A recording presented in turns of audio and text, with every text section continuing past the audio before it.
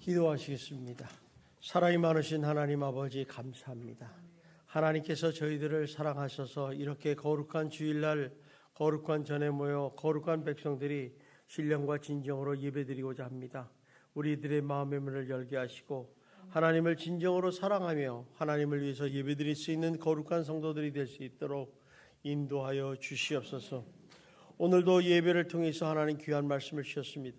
이 말씀의 깊은 교훈을 깨닫게 하여 주시고 지식으로만 남지 말게 하시고 내 마음판에 새겨 그것을 행함으로 통해서 우리 축복받는 인생이 될 수 있도록 인도하여 주시옵소서. 오늘날 많은 성도들이 아버지 하나님 예수를 알고 성경을 많이 읽지만 그대로 행하지 못함으로 통해서 하나님의 영광을 가리는 경우가 너무너무 많습니다. 하나님 우리들의 마음을 다시 한번 잡게 하여 주셔서 하나님의 축복을 받는 인생들이 되게 하여 주시고 이 어두운 세상에서 하나님의 빛이 되고 소금이 되는 놀라운 역사를 감당할 수 있도록 인도하여 주시옵소서. 하나님 아버지 오늘도 승리하는 하루가 될 줄 믿사오며 예수님 이름으로 기도하옵나이다. 아멘. 우리 한번 옆 사람하고 인사합시다. 날마다 좋은 일이 날 것입니다. 네. 한 번 더 인사합시다. 당신은 잘 되는 사람입니다. 인생은요 참 잘 돼야 돼요. 인생이 맨날 예수 믿는데도 꼬질꼬질하고 불화가 생기고 힘들고 어려워지면 그 살맛 안 나죠, 그죠? 내가 왜 예수를 믿는가 이런 원망도 할 때가 있습니다. 그래서 우리 성도들이 뭐 이런 말을 해요. 모든 일이 자신이 원하는 대로 뜻대로 잘 이루어지기를 원합니다. 그 단어가 형통이라는 단어예요. 그래서 이 세상을 살아가는 모든 사람들의 마음과 소망이 되는 단어가 아닐까 생각을 합니다. 그래서 참 형통하기를 원한다. 그런데 실제로 이 성경에서 이런 의미로 쓰여진 말씀들이 많아요. 믿는 자들에게는 약속된 축복의 말씀들이 곳곳에 있는 것을 발견하게 됩니다. 예를 들면 이런 얘기죠. 믿는 자에게는 능치 못함이 없느니라. 예수 믿는 사람이 능치 못한 일이 없으면 그 끝나는 거 아니겠습니까? 또 신명기에 보면 들어와도 복을 받고 나가도 복을 받는다. 또 어떤 말씀에는 내 손으로 하는 모든 일에 복을 주신다. 얼마나 좋습니까? 내가 하는 일마다 잘 되고 내가 하는 일마다 잘 되는 뭐 좋아지는데 하는 일마다 망하고 하는 일마다 속상하고 하는 일마다 무너지면 어떻겠습니까? 또 요한 1서에도 보면 3서에도 내 영혼이 잘된 것 같이 범사에 잘된다 이런 얘기도 있습니다. 이런 말씀이 곳곳에 수없이 나와요. 근데 오늘 본문에 나오는 말씀도 마찬가지입니다. 점점 강성하여 가니라. 점점 강성. 이 말도 비슷한 의미이죠. 그렇다면 우리가 이런 형통의 삶은 누가 주시는가? 이제 이걸 알아야지 이제 우리가 형통을 사는 거죠. 저절로 되는 게 아니라는 것을 알 수 있어요. 그런데 창세기 이제 24장에 보면 여호와께서 내게 형통한 삶을 주셨다고 이렇게 기록되어 있습니다. 그러니까 하나님께서 형통한 삶을 주셨다는 거예요. 그런데 이때 하나님께서 형통한 삶을 주셨을 때 아주 중요한 게 따르는 단어들이 하나 나와요. 그건 뭐냐면 하나님이 함께 하셨다 이런 얘기죠. 어디 가든지 하나님이 함께 하신다는 단어가 나와요. 그러니까 형통한 삶의 인생을 보면 어딜 가든지 하나님이 함께 하시는구나 이렇게 알 수가 있습니다. 그러니까 우리가 한번 서로 이러죠. 하나님이 함께 하시는데 난 형통하지 못하다. 이게 거짓말이에요. 내 형통한 인생을 하나님이 함께 한다. 거짓말이에요. 하나님이 함께 하심을 통해서 형통한 삶을 살게 된다 이런 얘기죠. 그러면 어떤 사람에게 주는가? 뭐 이게 성경에도 곳곳에 나오잖아요. 그냥 우리가 잘 아는 말씀이 뭐예요? 하나님이 함께하는 사람이다. 그러니까 하나님이 함께하는 사람은 형통한 길을 갈 수밖에 없다. 또 하나님을 경외하는 사람이 형통한 길을 간다. 또 하나님 말씀대로 순종하는 사람에게 형통한 길이 열린다. 뭐 이런 얘기를 하죠. 그러니까 쉽게 말하면 예수 믿는 성도들이 하나님 여호와를 경외하는 삶을 살 때 누구나 이렇게 복되고 형통한 삶을 살게 된다는 것입니다. 그래서 잠언서에 보면 하나님을 경외하는 자가 지혜의 근본이라 이런 얘기를 하죠. 그러니까 하나님을 경외하는 것이 얼마나 중요한지를 몰라요. 그러니까 다 같은 말이에요. 같은 말. 그래서 솔로몬도 자기 인생을 살면서 마지막에 뭐라고 그럽니까? 하나님을 경외하는 삶이 사람의 본분이라 이렇게 얘기를 해요. 아, 그렇게 사는 것이 지혜로운 사람이구나 이렇게 얘기합니다. 그래서 여러분들이 정말 이런 하나님의 복을 받은 사람이 됐으면 좋겠는데 시편 128절 1절 2절에도 이렇게 고백을 하고 있습니다. 우리 같이 한번 읽어보겠습니다. 시작. 여호와를 경외하며 그 길을 걷는 자마다 먹을 것이라. 내가 복되고 형통하니라. 그러니까 여호와를 경외하면 그의 길을 걷는 자마다, 그러니까 어디를 가든지, 내가 뭐 사망의 음침한 골짜기를 가든지 이 길을 가든지 하나님이 복이 돼 있다, 복되게 하신다. 그래서 또 이런 거예요. 내가 네 손으로 수고한 데는 먹을 것이라는 거죠. 내가 복되고 형통하자. 사람이 자기가 일한 만큼 복받고 산다는 게 참 축복 아닙니까? 저는 여러분들이 정말 오늘 말씀대로 정말 하나님을 경외하는 자가 되셔서 정말 이런 범점도 번성해가는 강성해가는 그런 축복을 받기를 주님의 이름으로 축원합니다. 오늘 본문 배경을 보면 다윗이 사울 왕이 죽은 다음에 헤브론에 이스라엘 왕으로 등극을 합니다. 그리고 나서 이 사람이 가나안의 여부수 족속이 차지하고 있던 예루살렘에 올라가서 시온산성을 정복해요. 그리고 그 이름을 다윗성으로 만들어요. 그러니까 시온산성이 다윗성이 되고 다윗성이 나중에 예루살렘성이 되는 거죠. 그래서 다윗성을 차지하고 난 다음에 그곳으로 이제 헤브론에서 다윗성으로 옮겨가지고 33년 동안 그가 왕으로서 집권을 합니다. 이런 다윗의 인생을 보면서 뭐 여러 가지 굴곡된 인생이 있지 않았겠습니까? 그런데 이 다윗의 인생을 성경에는 이렇게 잘 표현하고 있어요. 그 10절 말씀입니다. 우리 한번 봅시다. 시작. 만군의 하나님 여호와께서 함께 계시니 다윗이 점점 강성했다. 다윗이 이렇게 점점 강성해졌다. 이 강성해졌다는 얘기는 뭐예요?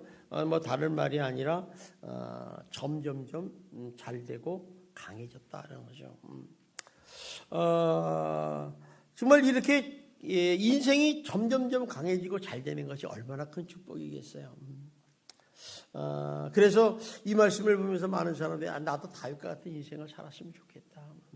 또 점점 강성해지는 살기를 꿈을 꿉니다. 그런데 안타까운 것은 아무나 그렇게 되지 않는다는 사실을 우리가 발견하게 됩니다. 그래서 우리 예수를 믿으면서도 하나님을 경외하면서 이렇게 형통한 인생이 됐으면 좋겠는데 뭐 생각지도 않은 세상 사람들과 똑같은 그런 고통을 당하고 어려움을 당할 때 보면 야, 예수 믿는 게 도대체 무슨 의미인가 그렇게 생각할 때도 있고, 또 예수를 믿으면 그냥 하나님의 자녀가 돼서 천국 가는 거구나 요거서 끝날 수가 있어요. 그러나 하나님은 그렇지 않단가. 하나님은 이 세상에 사는 하나님의 백성이고 자녀이기 때문에 이 세상을 사는 동안에도 정말 점점 강성해지기를 원하시고, 또 천국 가서도 더 행복하고 샬롬의 평화를 이루시기를 원한다는 사실을 우리가 알 수가 있습니다. 그러므로 여러분들 한 사람도 빠짐없이 정말 다윗과 같은 그런 점점 강성해지는 인생이 되시기를 주님의 이름으로 축원합니다. 자, 그렇다면 다윗은 도대체 어떤 삶을 살았기 때문에 이렇게 점점 강성해지는가? 우리가 좀 알아야 될 거 아니에요. 그래서 우리도 좀 강성해지는 축복을 받아야 되지 않겠습니까? 오늘 10절에 다시 한번 보면요, 뭐라고 그래요? 만군의 하나님 여호와께서 함께 계시니 다윗이 점점 강성해가니라. 그러니까 다윗이 점점 강성해간 이유는 만군의 하나님 여호와가 함께 계셨기 때문이다, 이런 얘기를 해요. 뭐 여러 가지가 이유 있어요. 그런데 만군의 하나님 여호와가 함께 계시기 때문에 자기는 점점 강성해졌다 그럽니다. 그럼 우리 여기서 알아야 될 것은 뭐냐면 만군의 하나님 여호와가 누구냐이죠. 성경에 보면 여호와 하나님, 여호와 하나님 샬롬 별게 다 나오는데 만군의 여호와 하나님도 수없이 나옵니다. 근데 이 만군의 하나님이 나올 때는 특별한 곳에서 이렇게 눈에 보이기 시작해요. 근데 이 만군의 하나님은 누구냐? 다시 말하면 이 하늘과 땅 온 우주 만물을 다스리시고 또 그의 백성들을 승리케 함으로써 그 피조물로부터 영광을 받으시기를 원하는 영광의 왕 하나님이시라는 거죠. 그러니까 어떻게 보면 전지전능하신 하나님이랑 마찬가지입니다. 그래서 시편 24편 8절에 보면 영광의 왕이신 만군의 여호와가 누구냐고 질문을 하면서 찬양하는 시가 나와요. 우리 한번 읽어봅시다. 시작. 영광의 왕이 누구시냐? 강하고 능한 여호와시요 전쟁에 능한 여호와시로다. 10절 봅시다. 시작. 영광의 왕이 누구시냐? 만군의 여호와께서 곧 영광의 왕이시로다. 자, 답이 나오잖아요, 그죠? 이 만군의 여호와 하나님, 이분은 그 당시에는 전쟁이 굉장히 중요했잖아요. 전쟁에 이렇게 승리하게 하시는 하나님이 바로 만군의 여호와 하나님이시다, 이런 얘기죠. 그래서 강하고 능한 여호와시요 전쟁에 능한 여호와시니 그분이 바로 만능의 여호와 하나다, 이런 얘기를 해요. 그래서 다시 말하면 그 당시에, 지금도 마찬가지지만 이 만군의 여호와 하나님이 다윗의 편이 되셨다는 거죠. 여러분, 우리 인생을 살면서요, 내 편, 네 편 까우지 마시고요, 여러분은 하나님 편이 되시기를 주님의 이름으로 축원합니다. 이 사람이 둘로 갈라지는 것처럼 가장 불행한 일은 없어요. 근데 이게 만군의 하나님이 내 편이 되면 어때요? 그 만군의 하나님이라는 이 만군이라는 단어는 천군 천사를 말하는 거거든요. 천군 천사는 이 만군을 가지고 계시기 때문에 전쟁을 승리로 이끄시는 여호와 하나님이라는 거예요. 그러니 그 만군의 하나님이 나와 함께 있으면 그 전쟁에 이길 수밖에 없는 거 아니겠어요? 지지 않습니다. 그러니까 예수 믿는 사람이 복 받는다, 예수 믿는 사람이 잘 된다는 것은 당연한 진리고 이치예요. 근데 예수 믿어도 잘 안 된다, 그 문제가 있는 거죠. 이거 체크를 해야 돼요. 아, 내가 왜 예수를 믿는데 이렇게 꼬쳐서 약하게 사는가? 내가 이렇게 힘들게 사는가? 어렵게 사는가? 그건 내가 내 혼자 살려고 하니까 안 된다는 거죠. 근데 성경에는 분명히 가르쳐 주고 있는 거죠. 만군의 하나님 여호와가 너희 편이 되면 너는 언제든지 승리할 수밖에 없다고 말씀을 하고 계신다는 것입니다. 근데 이 강성해진다는 얘기는 참 어떻게 될 때 그랬느냐? 다윗은 하나님을, 여호와 하나님을 이스라엘을 통치하는 영광의 하나님으로 믿었다는 거예요. 이분은 나의 만군의 하나님, 믿었어요. 믿으면 어떻게 돼요? 의지하게 되죠. 그러면 그 만군의 하나님 여호와께서 말씀을 하시면 좌로나 우로나 치우치지 않고 그대로 자기 순종하는 자에게 이렇게 점점 강성해지는 역사가 일어난다는 것입니다.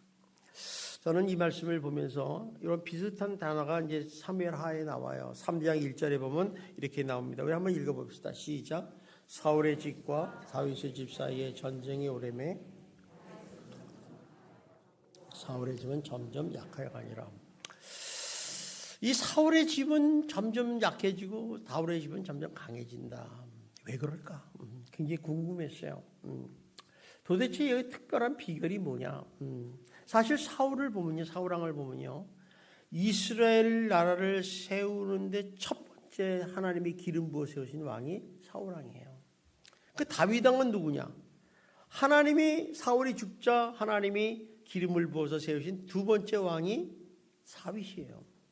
그러니까 이 겉으로 보면, 조건으로 보면 뭐 별 다른 게 없어요. 별로 다른 게 없어요. 차이가 없죠. 그런데 왜 도대체 다윗은 이렇게 점점 강해지고 사울은 점점 가면은 약해졌을까? 이유가 있다는 거죠.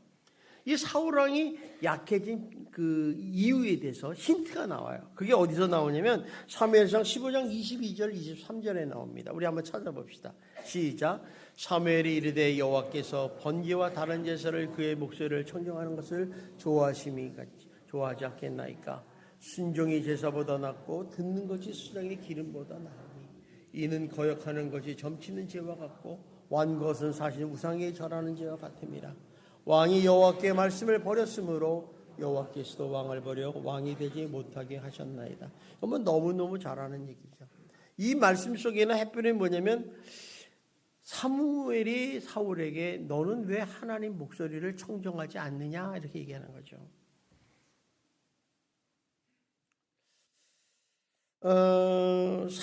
사울왕에는 그럼 무슨 일이 있었는가? 이제 우리 성경을 돌아보면 사울왕에는 하나님께서 명령했어요. 사무엘을 통해서 아말렉 족속을 진멸하라 그러셨어요.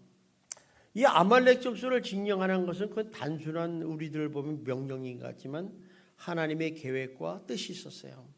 이 가나안 땅에는 아말렉 종족이 존재해서는 안 된다는 거예요. 여러분도 마찬가지예요. 여러분의 집에 여러분 집을 망하게 하는 어떤 요인이 있다면 여러분 그걸 어떻게 해야 되겠어요? 남겨두겠어요? 꾸미고 살겠어요? 어떻게 하겠어요? 버려버려야 돼요.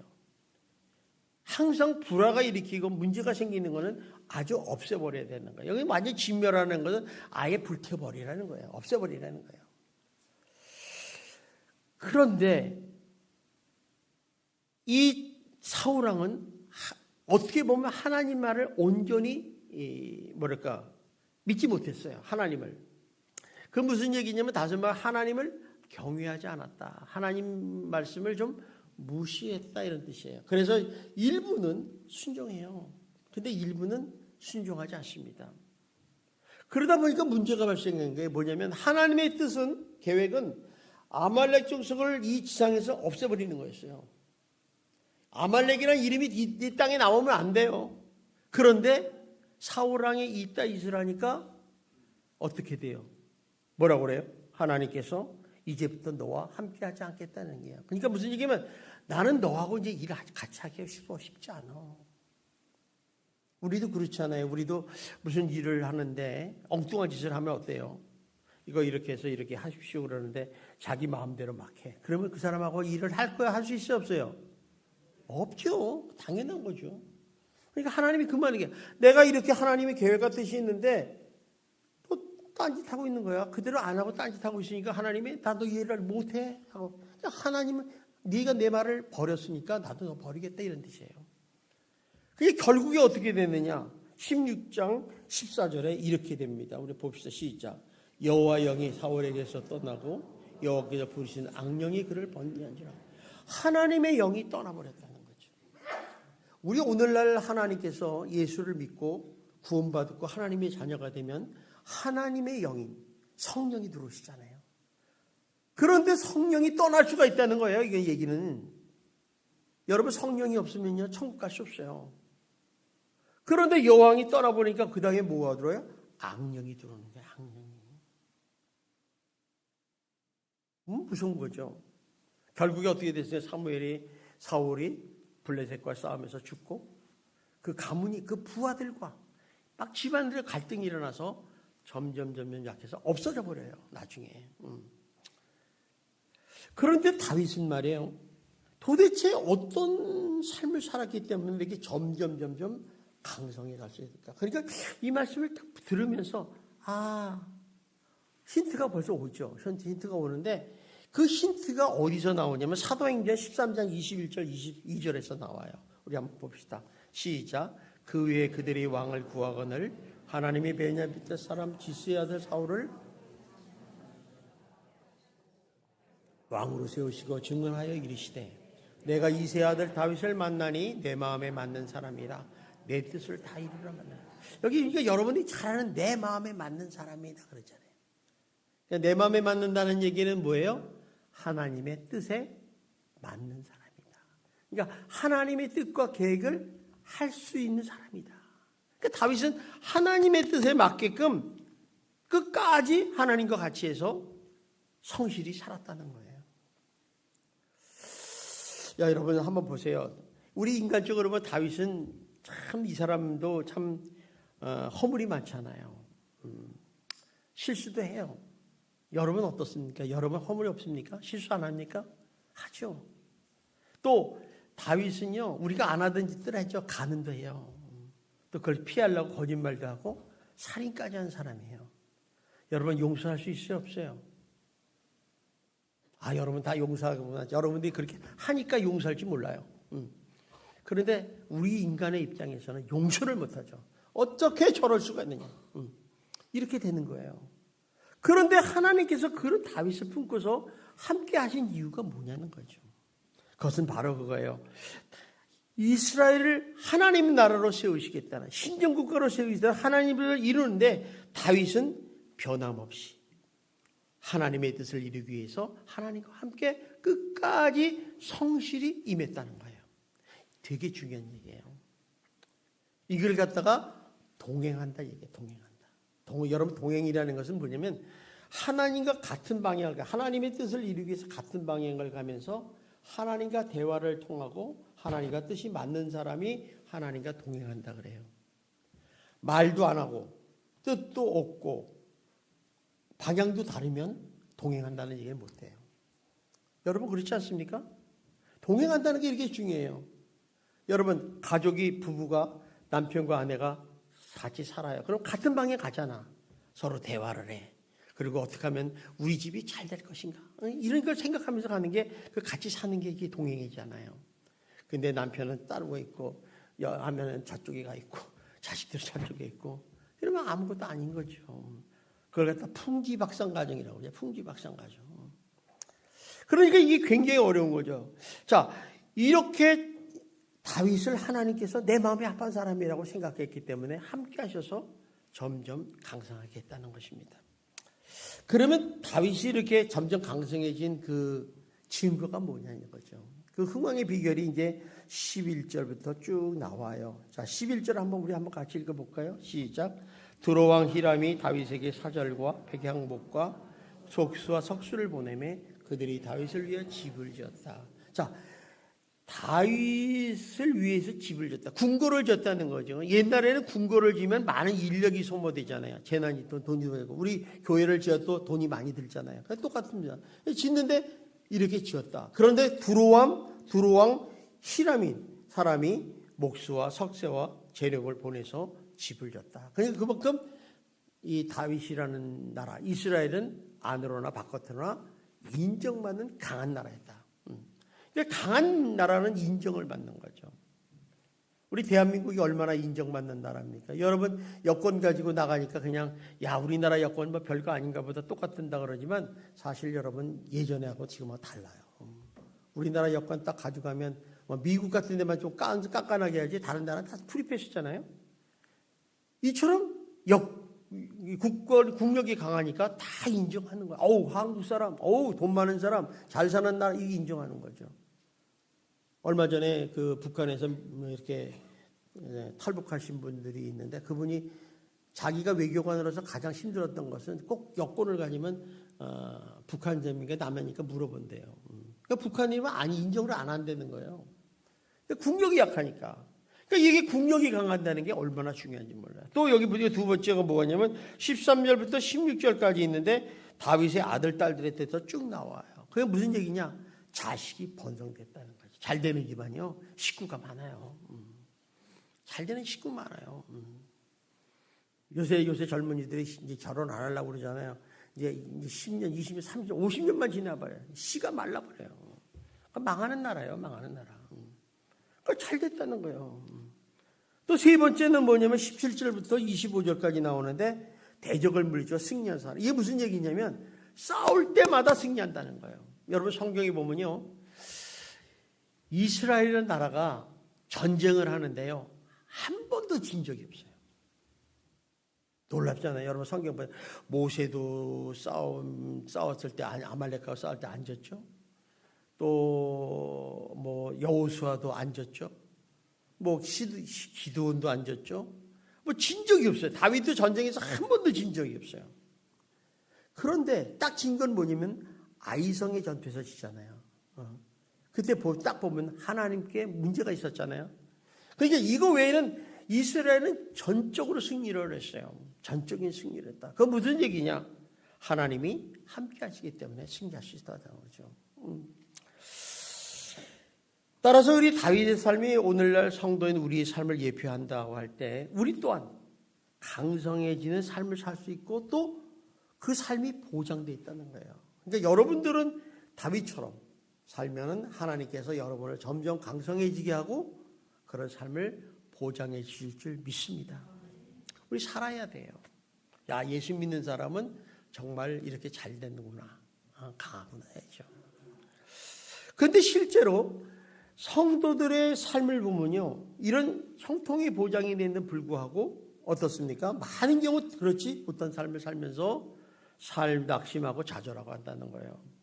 예수를 믿는데 처음 보는 사람이 이러잖아요. 내가 예수를 믿는데 이상하게 사고가 자꾸나.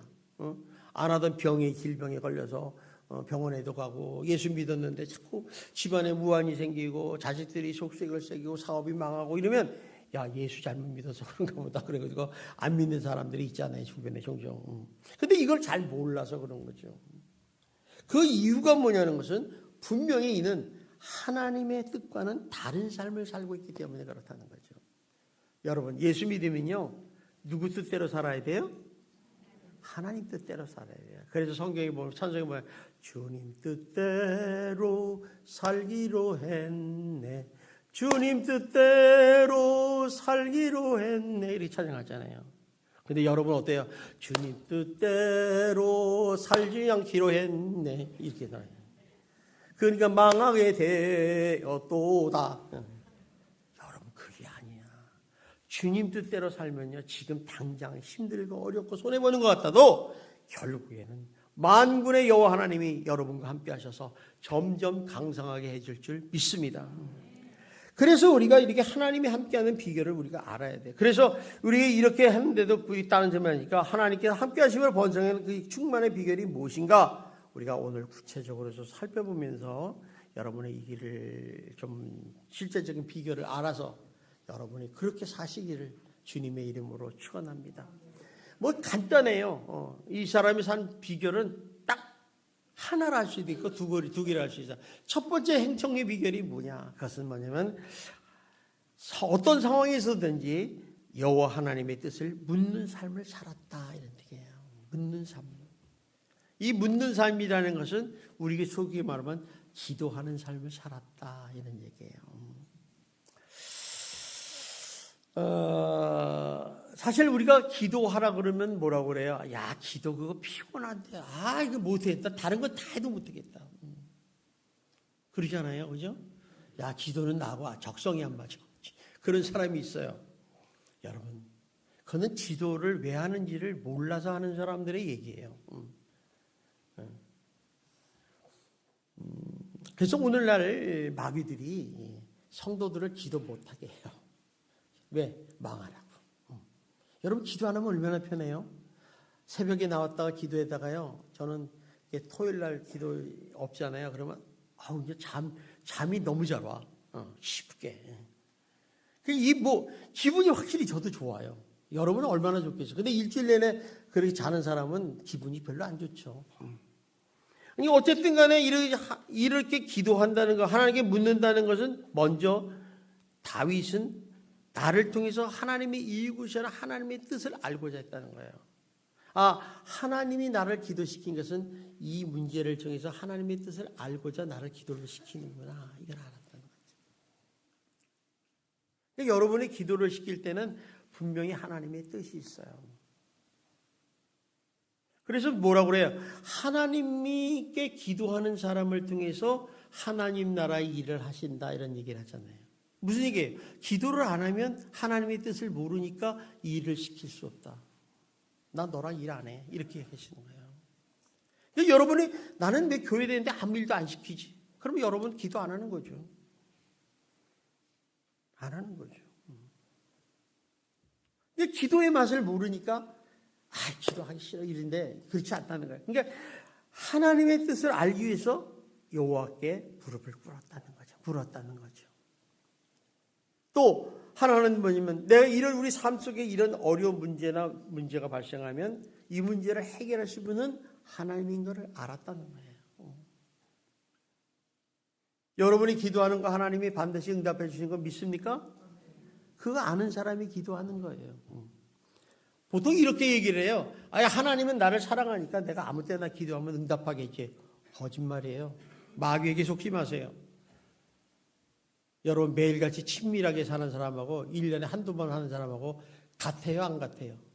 어색해요. 그러니까 우리가 이렇게 하나님의 뜻을 안다는 게 중요해요. 그래서 이 다윗은요, 나를 이스라엘 왕으로 세우신 그 이유, 나를 이스라엘 왕으로 세우고 나를 통치하시는 이유, 또 이스라엘을 통해서 하나님이 신성국가 이루어지기를 원하시는 그 이유에 대해서 알았다는 거예요. 그래서 12절에 이렇게 고백을 합니다. 우리 한번 같이 읽어봅시다. 시작. 그의 백성 이스라엘을 위하여 그 나라를 높이신 것을 알았더라는 거죠. 다윗이 여호와 하나님께서 자기를 세우시고 이러한 걸 알았다는 거예요. 자기의 인생을 보면 천신만고 끝에 왕이 됐잖아요. 근데 자기가 한 건 줄 알았더니 하나님이 그렇게 하셨다는 거죠. 그리고 이스라엘을 위해서 그 나라를 높이신 것을 알았다는 거예요. 강성하게 하는 이유를 알았다는 거예요. 여러분에게 하나님께서 여러분을 잘되게 하고 부자 되게 하고 건강하게 하는 건 하나님의 뜻이 있기 때문에 여러분 아셔야 돼요. 근데 이걸 모르니까 내가 운동을 열심히 해서 건강했다. 여러분 운동 많이 해보세요. 건강하죠. 안 한 사람보다 낫지만은 그렇다고 오래 사는 건 아니에요. 그러니까 다윗은 이렇게 자신과 이스라엘이 하나님 나라 신성국가를 세우기 위해 존재해야만 했다는 걸 알았어요. 내가 여기 있는 것은 하나님의 은혜구나. 하나님의 뜻을 이루기 위해서 나를 이렇게 세우셨구나. 그러니까 이 사람이 이런 존재라니까 그것을 남용해서 개인의 이익이나 영광을 추구하지 안 된다는 사실을 깨달아요. 사울의 문제점은 하나님의 뜻과 계획을 몰랐기 때문에 자기가 말씀을 순종하지 않은 하나님의 뜻을 다 틀어버린 거예요. 그러니까 하나님이 그 사람하고 할 수 없죠. 내가 버릴 수밖에 없죠. 나 너랑 일 못해. 여러분 하나님과 함께 일하시는 여러분이 되시기를 주님의 이름으로 축원합니다. 근데 다윗은 그렇지 않았다는 거예요. 나는 하나님의 나라와 신성국을 세우기 위해서 그렇게 살았다는 거죠. 이게 하나님 마음에 딱 드는 거예요. 야, 이놈 됐다. 내가 이놈을 데리고 가겠다는 거예요. 그래서 이를 아는 다윗은 어떤 상황에서든지 조그만 일이든지 큰 일이든지 다 하나님의 뜻이 있잖아요. 그러면 그것이 뜻을 묻는 기도를 시작했다는 거예요. 우리가 보면 다 아는 것 같잖아요. 근데 하나님의 뜻이 무엇인가? 묻었다는 거죠. 그리고 내 마음속에 있는 이런 문제들을 하나님이 반드시 이렇게 뜻을 물을 때는 해결해 줄 걸 믿었기 때문에 기도할 수 있었다는 것입니다. 그래서 잠언서 16장 13절을 한번 보세요. 16장 3절 시작. 너의 행사를 여호와께 맡기라. 그리하면 네가 경영하는 것이 이루어지리라. 맡긴다는 얘기는 뭐예요? 나의 모든 문제를 하나님께 맡기면 그때부터 내 일이 아니라 하나님 일이 된다는 거예요. 이거는 저도 경험한 일이에요. 저 교회할 때요. 교회 일이 생기면요. 내 걱정 볼 때 안 합니다. 새벽에 일어나서 주님 앞에 기도하죠. 하나님 이런 문제가 있는데 우리 어떻게 해야 되겠습니까? 오다가 떨어지면 그냥 맡기는 거죠. 그러면 저 가만히 있으면 저절로 해결이 돼요. 근데 내가 해결하려니까 막 충돌이 일어나고 시험 들고 막 원망불평이 나고 막 왜 빨리 안 해주냐고 그러지만 하나님의 일이야 오늘 할 수도 있고 10년 후에 일어날 수 있고 걱정이 되겠습니까? 그냥 맡기라는 거예요. 그러면 경영하는 것을 누가 해주겠다고요? 하나님이 하신다는 거예요. 네 일이 아니라 이게 내 일이다. 기도한다는 게 그런 거예요. 여러분들이 고민하고 어려운 거 있으면 맡기세요. 그럼 하나님이 다 경영해 줄 줄 믿습니다. 경영의 귀재예요, 귀재. 그래서 기도하는 사람보다 지혜로운 사람 없습니다. 기도하는 사람이 지혜로운 사람이에요. 야, 그 기도 뭘 하냐? 그 기도 안 해도 돼. 아유, 그런 거는요, 참 바보스러운 사람이에요. 왜냐하면 기도하던 사람은요, 하나님을 사용할 줄 알잖아요. 하나님의 능력, 권세를 사용할 줄 알잖아요. 또 기도하는 사람보다 강한 사람이 없어요. 만군의 하나님이 함께 하시는데 질 수가 있겠어요? 다 이기지. 여러분 인간 관계 문제도 다 전쟁 아닙니까? 사단마귀 싸우는데 전쟁 아닙니까? 기도하는 사람이 사단마귀를 이길 수 있겠어요? 없어요. 없잖아요. 그러니까 기도하는 사람은 지혜로운 사람이에요. 하나님을 활용할 줄 아는 사람이란 말이에요. 하나님이 능력을 활용할 줄 아는 사람이라는 거죠.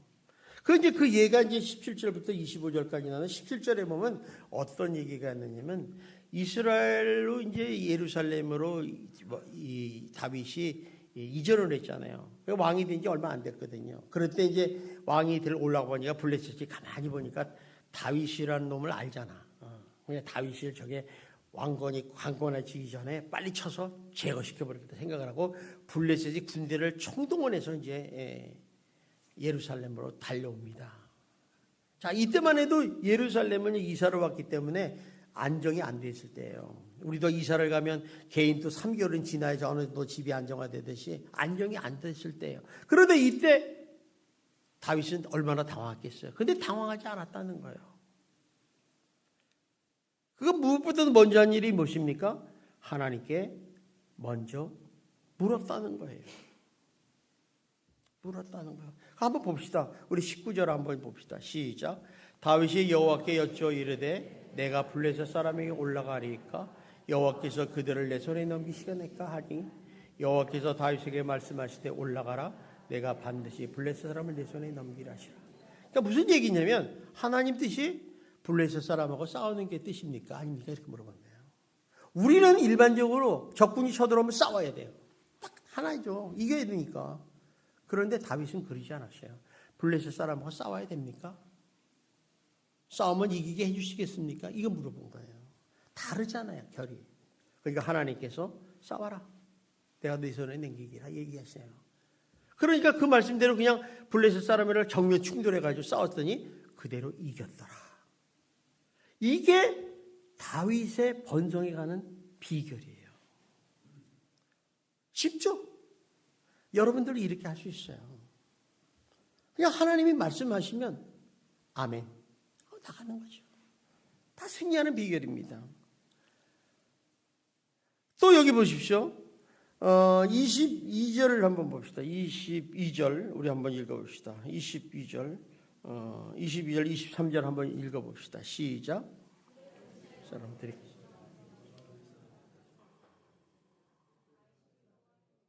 이르시되 올라가지 말고 그들의 뒤로 돌아가 뽕나무 기슭변에 그들이 기습하되. 자, 무슨 얘기냐면 블레셋이 졌으니까 그 다음에 2차로 다시 공격을 하거든요. 어떻게 공격해요?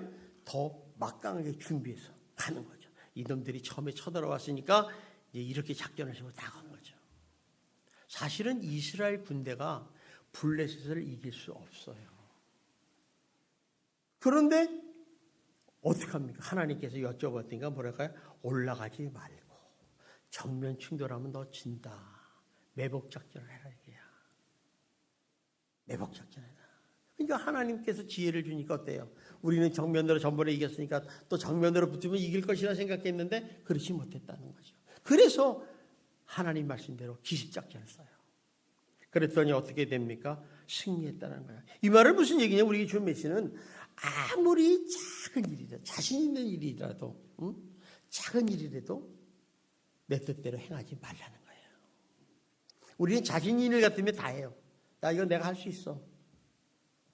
그런데 그 일도 네 뜻대로 하지 말라는 거예요. 먼저 하나님께 물어보라는 거예요. 그리고 하나님의 뜻을 응답받고 다미를 시행하는. 그러면 반드시 잘 형통하게 된다는 얘기예요. 그러니까 우리는 어떻습니까? 우리는 다 내가 경험해 본 능력에 의해서 야 이거 저번에 블레셋 싸우니까 이겼으니까 이래도 이렇게 싸우면 되겠지 하면 졌다는 거죠. 하나님은 그걸 아시고 얘기하시는 거예요. 그러니 다윗이 하나님의 명령에 대로 행해서 가는 곳마다 하나님과 함께 하심으로 승리하게 됐다는 거예요. 이게 강성해지는 비결이에요. 여러분 마찬가지입니다. 우리도 마찬가지예요. 우리도 인생을 살면서 많은 문제가 닥칩니다. 여러분 남편과 아내가 싸울 때 싸우면 이겨요 져요? 주먹질하고 싸우면 이겨요 져요? 눈탱이가 밤탱이 돼요. 한쪽이. 그런데요. 그러지 말고 하나님께 물어봐요. 내가 이 남자랑 싸워도 되냐고. 그러면 하나님이 걱정 마라. 내가 다리 몽둥이 풀어놓을 테니까 그때가 패라. 얘기를 할 거 아니에요. 근데 대답이 없으면 어떻게 돼요? 싸우지 말라는 거구나. 가만히 있어야죠. 이런 것도 생활의 지혜라니까요. 그러니까 우리가 항상 이렇게 하나님의 뜻을 묻는다는 거. 이것이 바로 승리의 비결이었다는 거예요. 승리의 비결.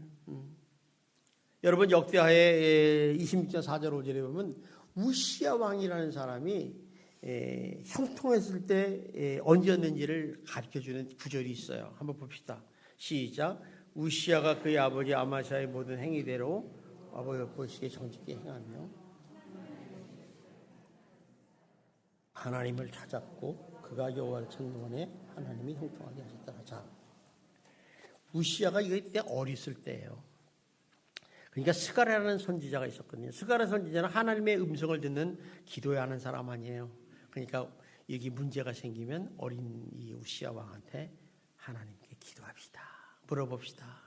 그래서 그 말 잘 들어가지고 그대로 행했다는 거예요. 그랬더니 하나님이 형통하게 해줬대.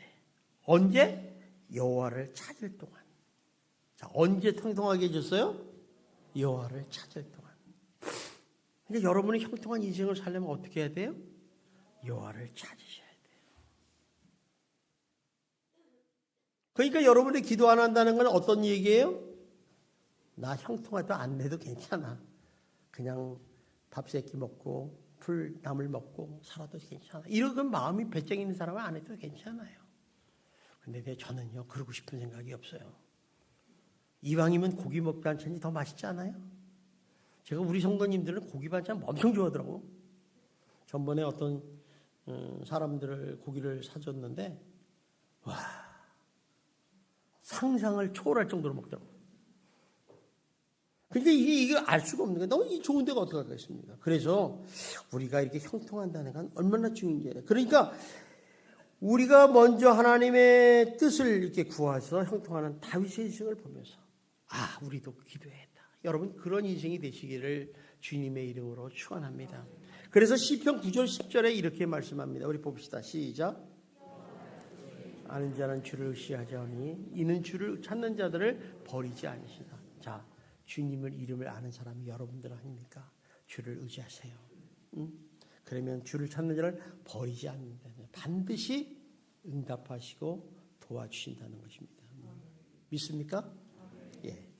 그러니까 이렇게 살았다는 거예요. 자, 그런데 우리가 문제는 이 번성하여서 한번 번성하면 그냥 강성해지면 좋은데 계속해서 장성해져야 되잖아.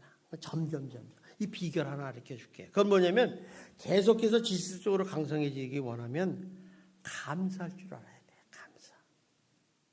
우리 하나님이 나를 도와주셔서 승리했어. 그러면 어떻게 해요? 하나님 감사합니다. 그리고 끝나버려. 이러면 안 된다는 거예요. 여러분 하나님은요 감사를 하면요 하나님이 춤을 주세요. 이 자식 정말 대먹었다. 여러분이 누구한테 도와줬는데 누가 나한테 감사합니다 이렇게 하면 좋아요 나빠요? 안 해. 속으로만 감사하지. 그 사람은요 망하는 기름이에요. 하나님도 똑같아요. 그래서 하나님이 다윗이 이 블레셋과 싸움에서 승리를 했거든요. 그 기념하기 위해서 뭐라고 했냐? 그 승리한 이걸 발불하심이라고 했어요. 이 발불하심은 무슨 뜻이냐면 여호와께서 물을 흩은 것 같이 내 앞에서 대적들을 흩으셨다. 해서 승리를 기념해요. 승리를 기념한다는 얘기는 뭐냐면 이 자신들을 은혜의 힘을 까댔고 알아서 하나님께 영광을 돌린다. 영광을 돌린다는 그 핵심이 뭐냐면 하나님의 도우심을 감사하는 행위예요. 감사하는 행위. 모세가요 아말렉과 싸웠어요. 질 수밖에 없죠. 그런데 모세가 하나님께 손을 들고 기도하니까 승리를 했어요. 그래서 그 자리를 여호와 니시라고 그러잖아요.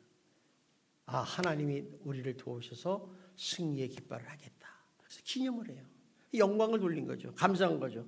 이제 그렇게 살다 보니까 이 감사의 태아들마다 다른 또 싸움에서 승리의 비결이 계속해서 갔다는 거예요. 그러니까 모세는 늘 감사한 거죠. 늘 감사한 거죠. 늘 감사한 거죠.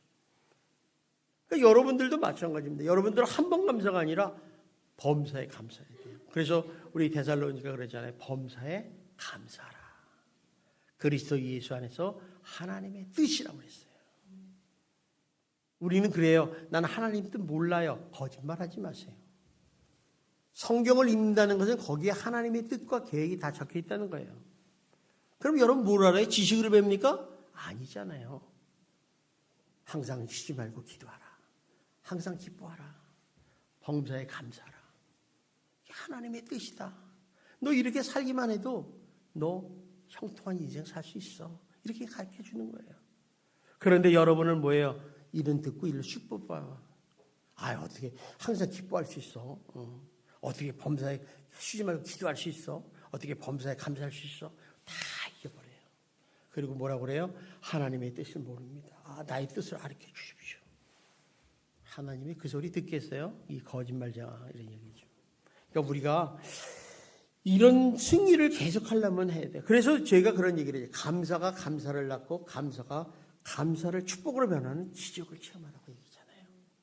자꾸 감사하세요. 작은 일에도 감사하고 큰 일에도 감사하고 어려운 일에도 감사하고 내가 있게 된 것도 감사하고 내 옆에 남편이 있는 것도 감사하세요. 우리 한번 옆 사람하고 감사 한번 합시다.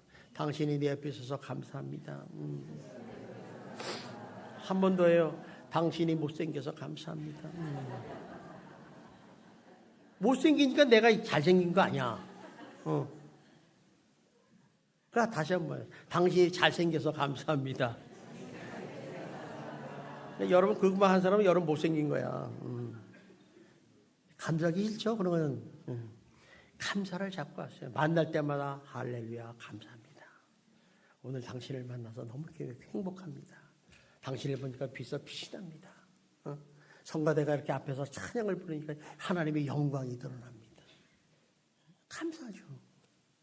감사를 모르면 찬양도 안 해요. 준비도 안 해요.